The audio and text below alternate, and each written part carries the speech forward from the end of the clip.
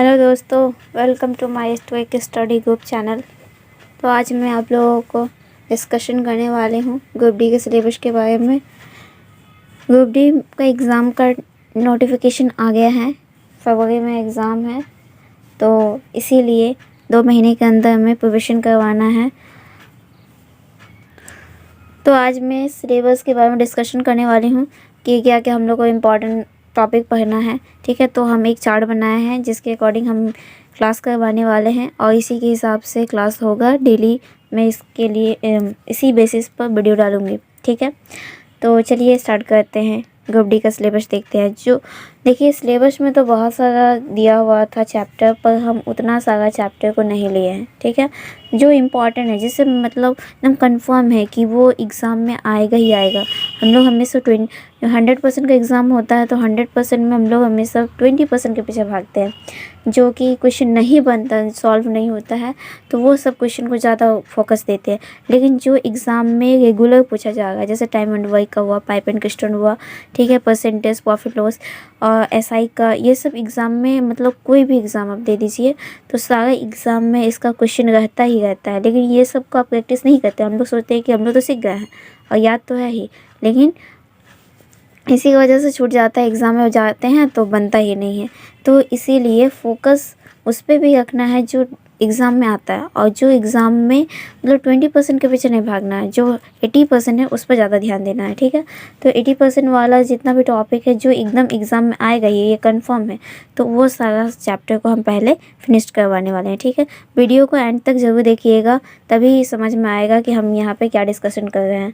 ठीक है, तो बीच में वीडियो को देख कर छोड़ के नहीं जाइएगा। तो चलिए हम सिलेबस डिस्कशन कर देते हैं, जिससे मतलब एग्ज़ाम में ये मोस्ट इम्पॉर्टेंट चैप्टर है, तो इसको कवर करना बहुत ही इम्पॉर्टेंट है। देखिए, मैथ्स में हम सबसे पहले क्या करवाने वाले हैं, टाइम एंड वर्क करवाने वाले हैं। मेरा फर्स्ट वीडियो होगा, कल से हम ये क्लास स्टार्ट करने वाले हैं। ठीक है, तो टाइम एंड वर्क होगा, उसके बाद करवाएंगे पाइप एंड क्वेश्चन, जो कि टाइम एंड वर्क का बेसिस में ही बनेगा। अगर टाइम एंड वर्क जो सीख गए तो ये भी बन जाएगा, सेम है ये दोनों। उसके बाद परसेंटेज करवाएंगे, परसेंटेज के बाद प्रॉफिट एंड लॉस, फिर डिस्काउंट, एसआई, सीआई। ठीक है, फिर एवरेज करवाने वाले हैं। उसके बाद ट्रेंड, फिर time and speed and distance. Train तो बहुत ही इंपॉर्टेंट चैप्टर है, क्योंकि ये रेलवे के एग्ज़ाम है और रेलवे के एग्ज़ाम में ट्रेन तो आएगा ही। ये चैप्टर से 1 क्वेश्चन तो कंफर्म है, वो रहेगा। ठीक है, और उसके बाद करवाने वाले हैं रेशियो एंड प्रोपोर्शन। ठीक है, तो ये था मेरा अलजेब्रा का क्वेश्चन नहीं है, ये अर्थमेटिक है। ठीक है, यहाँ पे मिस्टेक हो गया, ये अर्थमेटिक का क्वेश्चन है। और उसके बाद जाके हम हायर मैथ्स भी करवाने वाले हैं, जो एडवांस है, और ये भी एग्ज़ाम में आता ही है। ये तो ऑलमोस्ट जो कंप्लीट नहीं किया है, जिसका चैप्टर हुआ नहीं है, तो वो छोड़ के ही आता है। ठीक है, तो इस पर भी डिस्कशन करने वाले हैं। सबसे पहले अलजेब्रा करवाएंगे, उसके बाद ट्रिग्नोमेट्री होगा, फिर हाइट एंड डिस्टेंस, उसके बाद ज्योमेट्री, फिर मेंसुरेशन। ठीक है, और ये सारा ट्री की बेस में करवाने वाले हैं हम सारा चैप्टर को। ठीक है, तो ये था मैथ्स का सिलेबस। अब जीके में क्या करवाएंगे, जीके तो ऑलमोस्ट सबको लूसेंट ही पढ़ता है, तो इसलिए कोई भी मतलब सब्जेक्ट को स्पेशली हम नहीं लेके पढ़ाने वाले, हम सिर्फ स्टैटिक जीके करवाएंगे।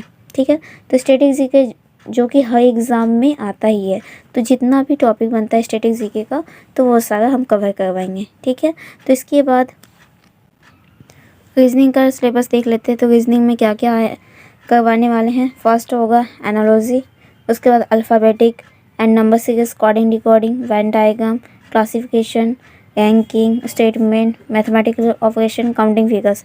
ये सारा एग्ज़ाम में आएगा ही आएगा। ऐसा कोई टॉपिक नहीं है जो एग्ज़ाम में नहीं पूछा जाएगा, इसलिए ये सारे टॉपिक को पहले कवर करवाएंगे। और साइंस में क्या करवाने वाला, तो साइंस में NCERT book, 10th base, 10th का एनसीईआरटी, इसका हम नोट्स आप लोगों को दे देंगे। और टेलीग्राम मेरा चैनल है, उसमें ज्वाइन कर लीजिएगा, हम वहाँ पे पीडीएफ सेंड कर देंगे। ठीक है, तो अब हम रूटीन बना लेते हैं कि किस दिन कौन सा टॉपिक हम करवाएंगे। ठीक है, तो हम यहाँ पे रूटीन बना देते हैं, तो उसी के अकॉर्डिंग हम क्लास करवाने वाले हैं।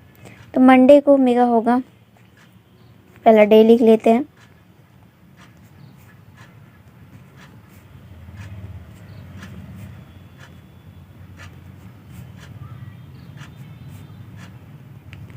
ठीक है, तो ये हम डे लिख लिए हैं। अब देखिए मंडे को क्या करवाएंगे, मंडे को अर्थमेटिक होगा जो कि हम सिलेबस बता दिए हैं। मंडे को ओनली अर्थमेटिक होगा और काउंटिंग से स्टार्ट करेंगे। 1 नंबर से पहले 1 नंबर का चैप्टर जो दिया हुआ है सबसे पहले टाइम एंड वर्क करवाएंगे। उसके बाद जो है पाइपिंग क्वेश्चन वो सब होगा, तो ये कंटिन्यू होगा। उसके बाद ट्यूसडे को हम जीके स्टैटिक रखते हैं। वेडनेसडे को ज्योमेट्री से स्टार्ट करने वाला है, ज्योमेट्री करवाएंगे। फिर उसके बाद एडवांस मैथ्स जो है वेडनेसडे को सिर्फ करवाने वाले, ठीक है। उसके बाद थर्सडे को क्या करवाएंगे, थर्सडे को रीजनिंग। 1 क्लास के लिए मोस्ट इम्पॉर्टेंट है, 1 क्लास में बहुत ही हो जाएगा। फ्राइडे को NCERT book science and Saturday को प्रीवियस क्वेश्चन करवाने हैं, PYQ प्रीवियस ईयर क्वेश्चन। और संडे को करवाएंगे करेंट, ठीक है। तो ये है मेरा रूटीन और इसी रूटीन के अकॉर्डिंग हम वीडियो अपलोड करेंगे।